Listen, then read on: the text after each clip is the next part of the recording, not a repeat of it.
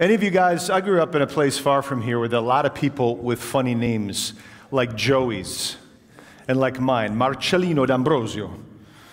Anybody ever see the movie My Cousin Vinny?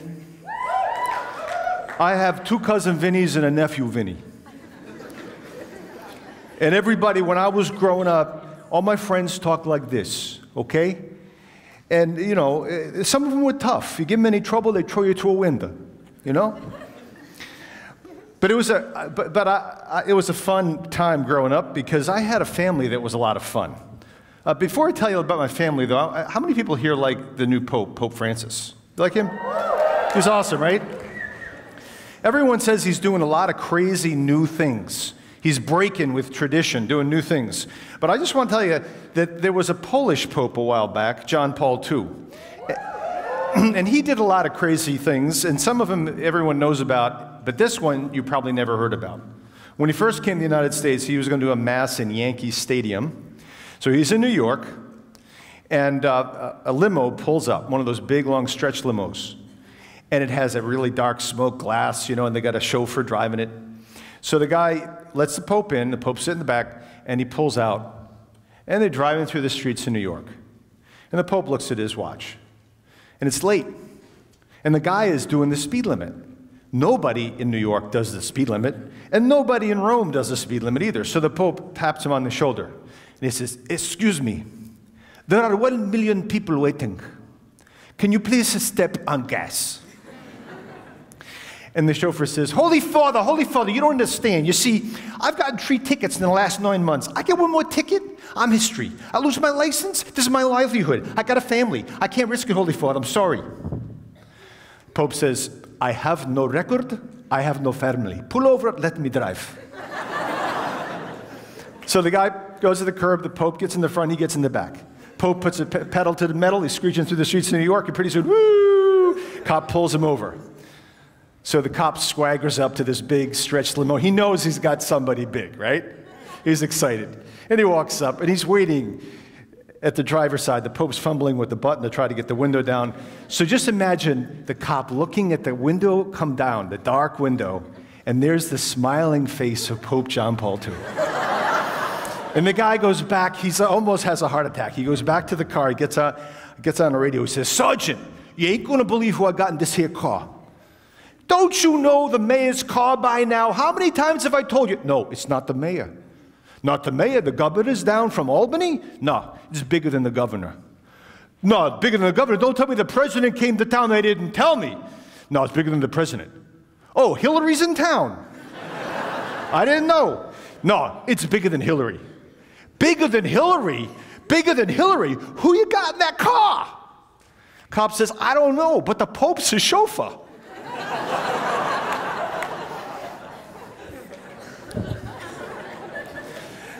A lot of things about being Catholic are funny, but you know, they used to tell me in school that the gospel was good news, and I didn't quite get why it was good news, because all that I heard was what you can't do.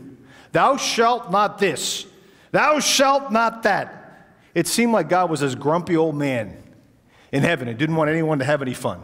Okay? That's kind of the way I looked at it. And my family had a lot of fun, on the other hand. My family was a show business family.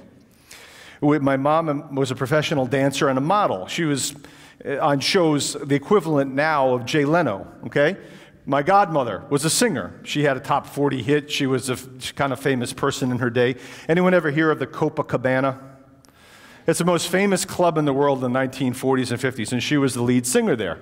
Until she graduated. She got discovered by this crazy Cuban conga player and got invited to be the lead singer in his band. He was Desi Arnaz, who was the husband of I Love Lucy, if you remember I Love Lucy, okay, if you've ever seen those shows. So anyway, they were crazy. My dad was a piano player. My grandparents were in show business. So we were a partying family, okay? If we weren't working, I started working as a professional musician when I was 13. By 16, I was in one of the biggest bands in southern New England, where I lived. And if we weren't working, there was a big party at our house. The house was filled with people. On Saturday night, it was singing and dancing, eating and drinking, lots of drinking. Lots of eating, okay? And so it was a crazy family.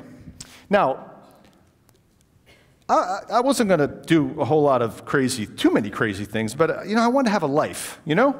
I want to have some fun. So my friends, all the guys in the band, they all were messing around with drugs. All my friends at least tried drugs. Some of them sold drugs. In my day, the big drugs were a little different. Well, weed was big. Everybody was smoking weed. And a lot of people were doing drugs that made you hallucinate. You heard of LSD. Well, the favorite among my friends, see, my friends were natural. So they got this cactus-based thing called mescaline. That was big in my day. And people did mescaline. And I wasn't going to mess around quite with that. But I want to have some fun. All of us went to a concert, and you've heard of Woodstock, right?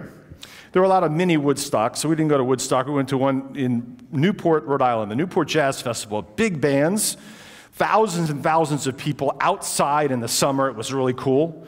So the guys in the band, all of us, and some of the girls that hung around with us, we went down and we kind of squatted in this church, this kind of liberal church that welcomed all these crazy kids.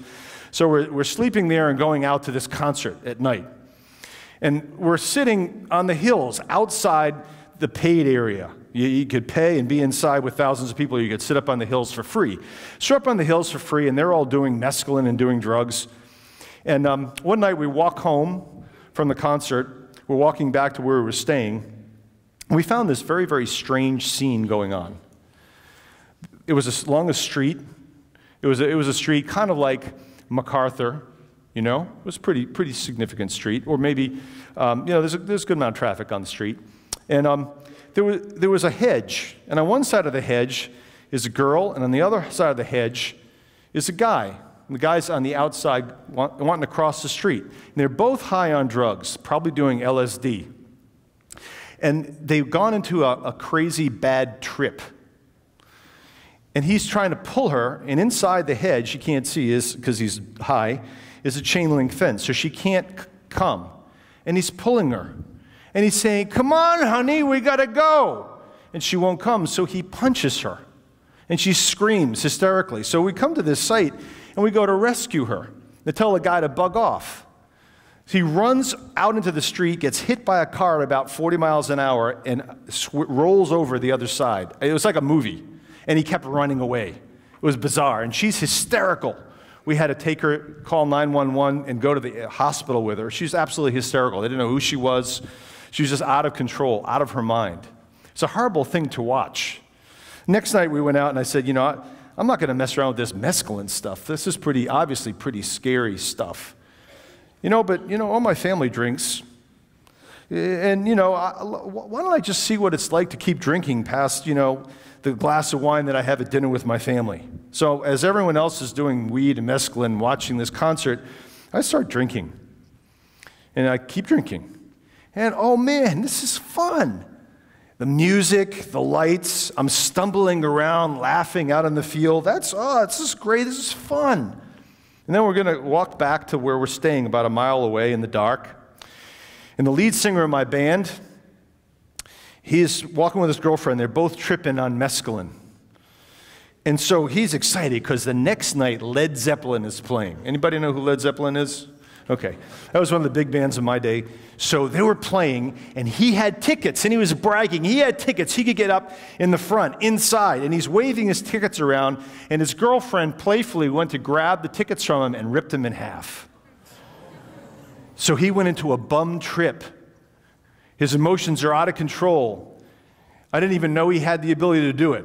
And he does a karate kick and kicks her right in the face. She goes screaming into the dark, hysterical, in a bum trip. And I go after her to save her and calm her down, but I can't walk straight. I can't run.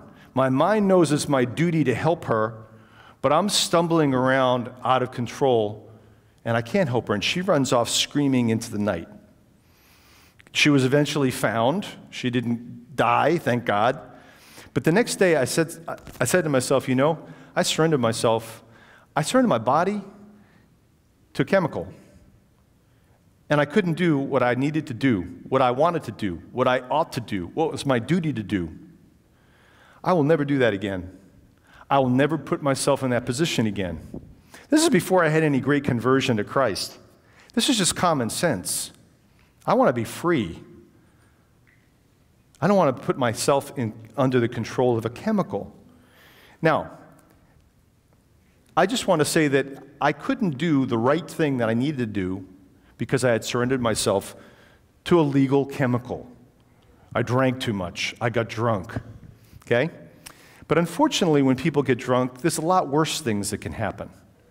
Not only can you fail to do what you're supposed to do, you can do things that you never would have done that are bad. Okay? I don't know if you're aware of this, but almost all child abuse is committed under the influence when people are high with drugs or alcohol.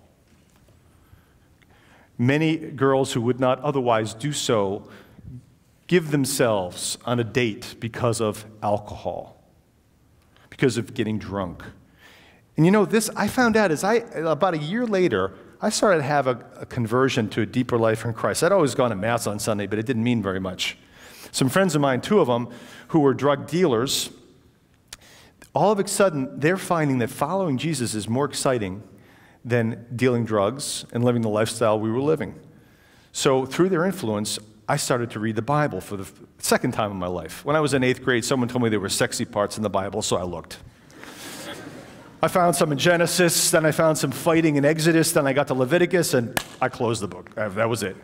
But now I'm reading the Bible, and God's speaking to me, and He's teaching me.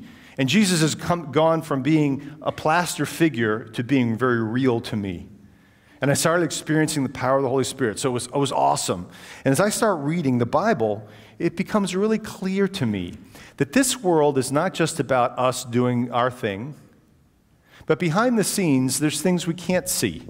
There's God who has a plan for our lives. But there's also an enemy who has a plan for our lives too. Okay? And that plan, Jesus said, I came that you may have life and have it more abundantly. The thief comes only to kill, to steal, to destroy. Okay, that thief made his appearance in the garden. You remember? God gives paradise to Adam. And that he's lonely. So God gives him Eve. And he wakes up from his sleep. He says, bone of my bone, flesh of my flesh. Well, that's really a lousy translation. I'm a theologian, so I can tell you. Better translation would be, oh man, she's hot. She's awesome.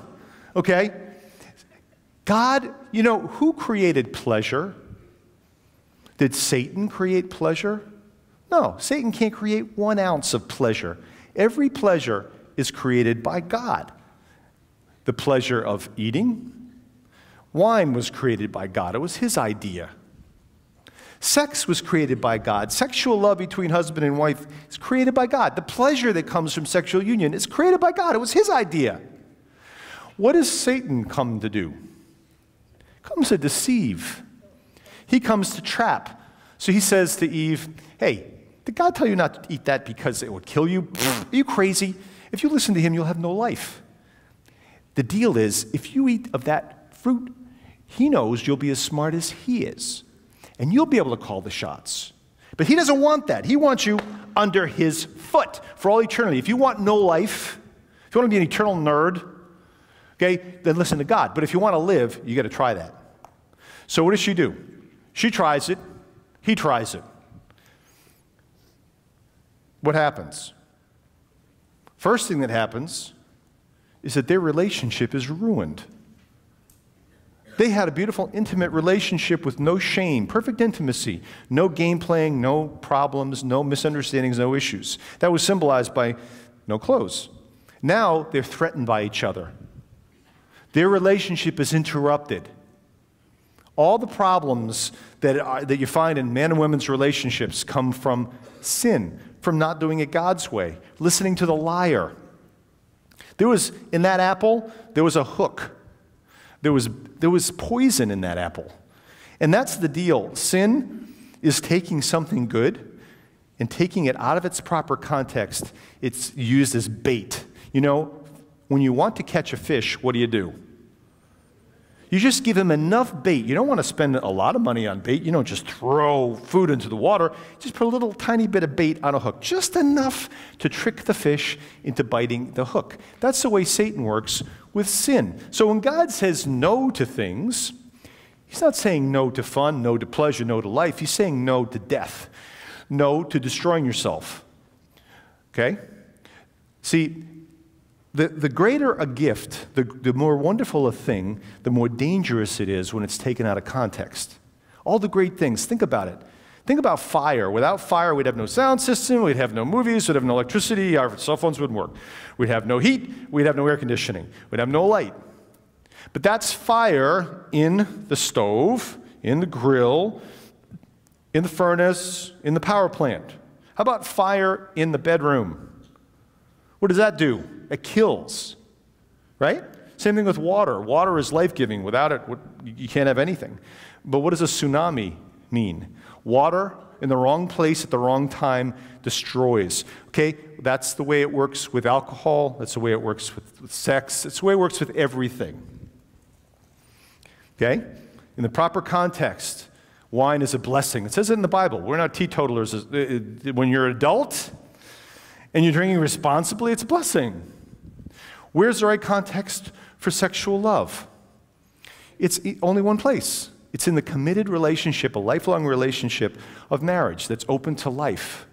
That's the only place that it's the appropriate life-giving context. Take it out of that context, it becomes death-dealing.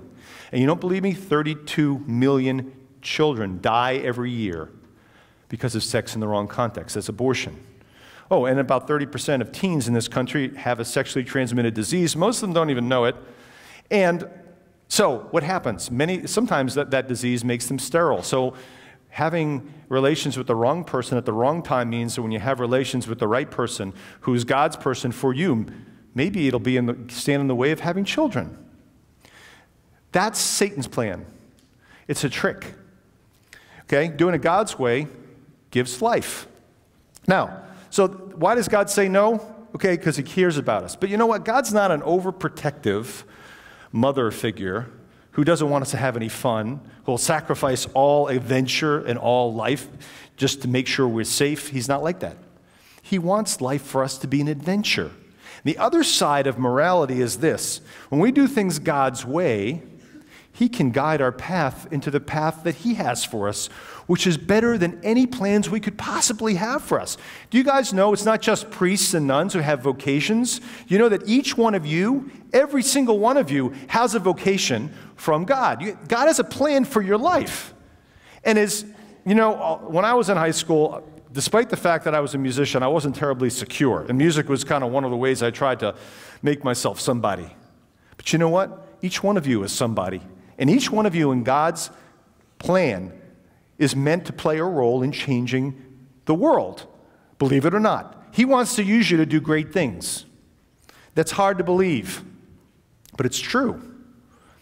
He chose a bunch of teens and young adults to start the church. The apostles were young adults. Mary was probably 13 or 14 when she was called. They came from the backwoods part of one of the worst places in the Roman Empire. Israel was nothing to get excited about, and Galilee was Hicksville. Okay, they had an accent as thick as a knife in Galilee. They talk like this. This is how they sounded to everybody else in Jerusalem. Okay, God takes these hillbillies. So one of them's a tax collector, a lousy collaborationist. Okay, Mary's just kind of a nobody. Joseph's kind of a nobody. He's a carpenter. He works with his hands. You know how big Nazareth was in the time of Jesus? There were 500 people living in Nazareth. It was Hicksville. It was nothing. So God called them. Why can't he call you guys? But he's not going to call you just to do great things for others. He wants you to experience life, not just in heaven, which is awesome, more awesome than anything that we can imagine. But right here, right now, he has plans for us that are adventuresome, that are awesome. I'm going to just share one little story from my life that is kind of wild. My friend and I ended up leaving rock and roll and going into the seminary. Big change. When I was in the seminary, I really did believe God wanted me to have fun. And at the end of a very hard summer, a friend of mine and I worked our tails off because we still had to pay for seminary. You know, it wasn't free. So we had all our money went towards school. And at the end of the summer, we hadn't had a vacation. We couldn't believe God didn't want us to have a vacation, but we had no money. So we got together. This week is the feast of St. Francis coming up. You know St. Francis of Assisi? Well, he took God literally when Jesus says, don't worry about your food and your drink. God's going to take care of you. Look at the lilies of the field. They don't toil. They don't spin. Look at the birds. God feeds them. Why isn't he going to feed you? What are you worrying about? So he said, okay, let's try out this divine providence thing. We live in the city called Providence. Let's go on Maine to a vacation on bikes. We don't have a car. We don't have money to pay for gas. So how much money do we have between the two of us for a week? $35. So we borrowed bikes. It was late August. It was really hot. We hadn't trained on bikes, but we put a tent on our back, sleeping bags. We had this crazy pack. I don't know how we balanced it on a bicycle, but we had packs on our back. We had fishing line. We're going to fish for our food. We're going to find a stream and we're going to fish. God's going to provide for us. So off we go. First thing God provided was a ride. We got a ride about 30 miles to Boston. And we start pedaling from Boston on our way to Maine, Sunday afternoon. And after about 35 miles, our rear end's like a rubbed raw on these hard seats of this 10-speed bikes. So we're dying. We're looking. We have bicycle grease, sweat, and we're looking for a place to camp in this little town. There's a river that runs through the town. So we're looking along the river, go all the way the length of the river, looking for a campground or a public park. There's nothing. But we saw this one spot where there's a lot of land, and across the street from the river, a lot of land, there was this other piece of land that, you know, if we camp here, okay, it's private property, but who's going to know? And we're not going to hurt anybody. I mean, right? We're not going to hurt anybody. We're not going to light the forest on fire. We're not going to do any of that stuff, leave trash. So let's just sneak on. Is that what God wants us to do? I mean, this is private property. It belongs to somebody. Will we want someone like camping on our property without permission? So our conscience got the best of us. Let's do it God's way. I mean, this trip is supposed to be planned, it's supposed to be God's thing. Let's do it God's way. Okay, so there's this long driveway leading off the road to the river. And there's a big estate, a lot of fields. We couldn't see the house from the road, but as we get in on this pebble road, all of a sudden, get past the trees, house opens up. It's a mansion. Has 2 wings, has servants' quarters, a servant house on this circular driveway with landscaping that looks, the front lawn looked like a golf course green. It was like perfect. I've been working all summer at the church's, landscaping crew, So we knock on the door, and this guy comes out. Looks to be about 70. Bald on top, long white hair frizzed out the back. And he says he has this kind of British accent almost. Actually, the closest, anyone ever see Gilligan's Island here? Anybody? Few. Mr. Howell. Okay, this is how we sound. Hello, can I help you? Sir, we're a couple of guys in Providence, Rhode Island, and we're on our way to Maine, a bicycle trip, and we're looking for a place to camp, and, we want to go, you have a lot of land along the river there, and we will not light fires and light the place on fire. We won't leave trash. So we're trying to sell him on letting us camp in the woods by the river. And he starts shaking his head. And inside we say, we should have snuck on. He says, no, the woods are a horrid place full of mosquitoes and vermin. Why not camp right here on the front lawn? We said, no, sir. Really, this lawn, tent pegs and this golf green, no. I don't want to destroy your front lawn. Well, then, compromise. Compromise is important in life. Why not the back lawn by the river? Gee, we can camp on your back lawn right by the river? Sure, yes, well, of course. Sir, that's really kind of you. Thank you so much. He said, well, boys, why don't you run along and get your tent set up, and would you like to watch the evening news? I'm watching the evening news in a few minutes. Set up your tent, come on up, and you could watch it with me. We'll have a nice little glass of sherry. Well, thank you, sir. That's awesome. Thank you. So we walk away, and we're about 10 paces away, and the guy comes back to the door. He says, boys, yes, sir. Do you have dinner? We had stopped at 7-Eleven, and we bought a can of baked beans and a loaf of brown bread in a can. And we said, oh, sir, don't worry about it. We have our own dinner. He says, well, my staff has gone home for the day, but they did leave food for me in the warmer. They weren't expecting guests. Now, if you bring your food into my kitchen and cook it on my stove, I'll have some of yours. You can have some of mine. And I'll get a nice bottle of wine from the wine cellar to wash it all down with. What do you say? Sir, that's really incredible. Thank you so much. So we walk another 10 paces. We're about to turn the corner around to the backyard, and the guy says, boys! Yes, sir. Would you like to swim? We can swim in the river? No, no, no. You see the pool back there with the bathhouse. So we go around the corner, and the place looks like something out of, like, the Palace of Versailles, you know, pictures from France. There's these beautiful gardens with shrubbery, you know, all manicured, and bronze statues on pedestals. There's this big Egyptian sarcophagus, which is where you bury people, and it's a planter with... There's Grecian urns this high as planters on the wall, and we're overlooking this river, and on the other side of the river, there's hills rising with black Angus steer grazing over there. So we go down to the river, and there's the pool house with a fountain, landscaping, Olympic-sized pool with a diving board, and we're jumping off the diving board yelling, This divine providence stuff rocks! This is awesome! We go back up to the house and we sit down. We're all dressed up now and clean, and we're sitting in his study. It's all, I think, dark wood bookcases with books everywhere, a fireplace, dogs on the couch with him watching the news. The news is over, and he says, boys, there's a game here, a football, preseason football, the Cowboys. Do you like the Cowboys? Nah. Okay, we'll turn that off. Do you like art? Art? Yes, art. Sure. I just taken art history in college. I like art. Let me show you the house. So we get up and we start walking through the house. There's these huge pictures everywhere, these ornate frames. And he starts talking about this one and that one, telling stories about the artists and about the picture. And he starts mentioning names I just studied. El Greco, Renoir, Van Gogh. About halfway through the tour, I realize these ain't copies. These are the originals. We go back into the study, and he goes in to get some more sherry and some cheese. My friend pulls this big book out of the bookcase. It's an oversized book, so it kind of stuck out. So he pulls it out, and the name of the book was Thomas Jefferson, Architect. So inside, he looks at the inside, and it says, Dear, and it's written by the author, Dear Mr. Coolidge, I hope you like this book that I wrote about your great-great-grandfather, signed the author.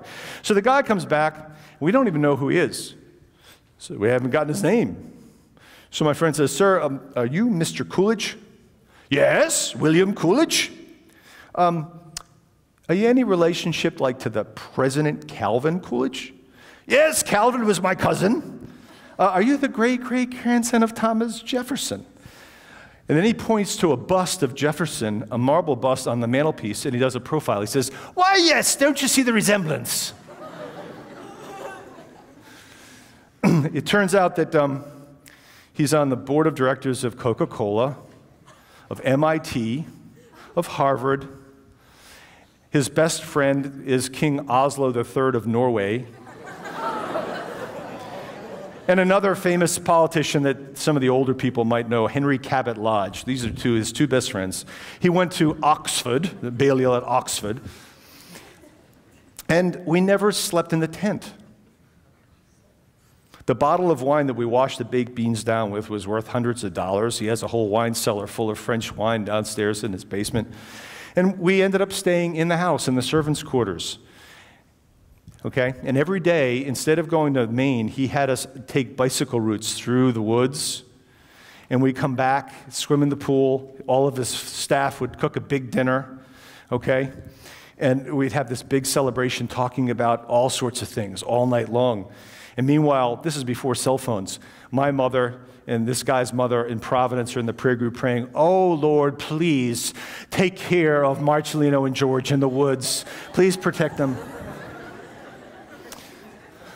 The next summer, we wrote up to him and said, Mr. Coolidge, we'd love to come up and see you again in June. Would that be okay when school's over? And he wrote back, and I still have the letter. And he says, No, boys, June won't do because you see I'll be abroad. But by the way, do you boys drive motor cars? Because if you do, I need two young men to drive me. I'll be visiting my friend Eddie Gage in southern France, and I need someone to drive me there and, accompany me there. It'll be about, you'll go over to Paris. I've been to Paris before. I'm sick of Paris, but I'll send you a week ahead of time. You enjoy Paris, and then we'll pick up a car, and we'll drive down to southern France, and it'll take about 100 miles a day, nice hotel, nice restaurant. And then I'll give you guys the car, and you can go to wherever you want for 5 days. Then come pick me back up, and we'll take another route up to Paris. And it'll take about 3 weeks all in all at my expense, of course. Will that fit in? I read it to my friend. We're in the middle of final exams. He's at another seminary. I read it to him on the phone, and I said, "We can't accept this." He just laughed hysterically for 5 minutes. And he said, "You might not accept it, but I've accepted it." He became like a grandfather to us, Mr. Coolidge. And when it came time for us to get married, he gave us both a down payment for our house. And he helped us when we discerned we weren't called to be priests to start a nonprofit organization called Crossroads that still is around today and has been a Catholic ministry. He wasn't Catholic when we met him, but before he died in 1992, he asked us to help him be received into the Catholic Church. So just think of this. This was awesome. This made a huge difference in our life. It was an adventure, an incredible adventure. But what if we had snuck on the property? What if we had just been so smart enough to realize it wouldn't hurt anybody to break the rules and to disrespect his property and just sneak on? We could have done that. And here's my point. How many times have we all missed what God has for us because we're smart? Because we think we know better than God? Because we think rules and commandments don't really matter? You see, God doesn't just want to protect us. He has an incredible plan for our lives that's better than our own plan. My plan was to be a rock musician. I laid my guitar down, and I went to school, and I discovered new things I never thought I would discover and love. And you know what? Later on, God let me be part of a Catholic rock band that made albums and was on television and toured the country. So I got what I thought I wanted, but I've gotten so much more. I've written books I never thought I would write. I didn't even think I wanted to go to college, and I have a PhD. One of my books was a New York Times bestseller. I wasn't performing on TV, but I was on Fox News several times, or Geraldo Rivera a couple of times, on Bill O'Reilly. You know, I'm on radio every week. I'm doing things that I never thought I'd do, traveling the world. Why? Because God's plan is the best. It's incredible. And so my challenge to you guys is, don't settle for second best. Your will is second best, and it may lead to doom. And it may lead you to be manipulated by someone whose will is to destroy you. Follow God's will. Ask him right now. Let's pray together right now, and just let's ask him to take over. Let's say yes to his plan. Heavenly Father, you love us more than we love ourselves, and you know each of us better than we know ourselves. We are each fearfully and wonderfully made, and you have plans for us that are unbelievable. And we say yes to your plan. You've been part of our lives so far, otherwise we wouldn't be here. But we just want you to be the center of our lives. We want you to be the captain of our lives. We want you to be the boss. We want you to call the shots. We surrender ourselves to you because we know you love us. And we thank you in advance for what you're going to do. We can't wait to see what you're going to do in each one of us and what you're going to do through each one of us to touch and change the lives of others. We make this prayer in Jesus' name. Amen. Father, Son, Holy Spirit, amen. Thank you.